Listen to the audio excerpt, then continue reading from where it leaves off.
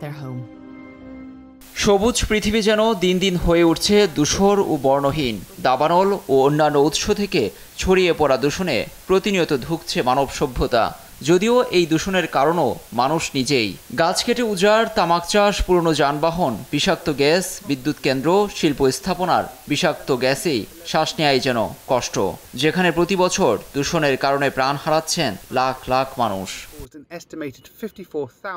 এই বাস্তবতার মাঝেই মার্কিন গবেষণা কেন্দ্র হেলথ এফেক্ট ইনস্টিটিউট এক ভয়াবহ তথ্য সামনে এনেছে।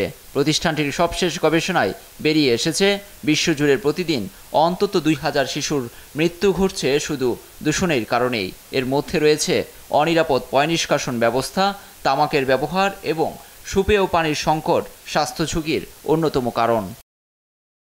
হেলথ এফেক্ট ইনস্টিটিউশনের প্রতিবেদনে আরও জানা গেছে, 2021 সালেই বায়ু দূষণে মারা যান 80 লাখ শিশু ও প্রাপ্তবয়স্ক।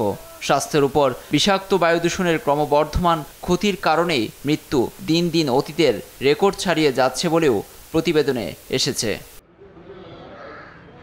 প্রাপ্তবয়স্কের তুলনায় উচ্চ ঝুঁকিতে শিশুরা।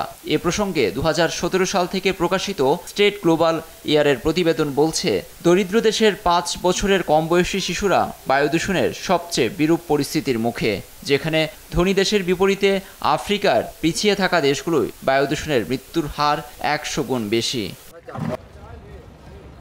এদিকে বিশ্ব স্বাস্থ্য সংস্থা বলছে, বস্তুকণা PM2.5 হল বাতাসে থাকা সব ধরনের কঠিন এবং তরল কণার সমষ্টি, যার বেশিরভাগই বিপজ্জনক। এতে প্রাণঘাতী ক্যান্সার ও হার্টের জটিল সমস্যায় ভুগতে হয় মানুষকে।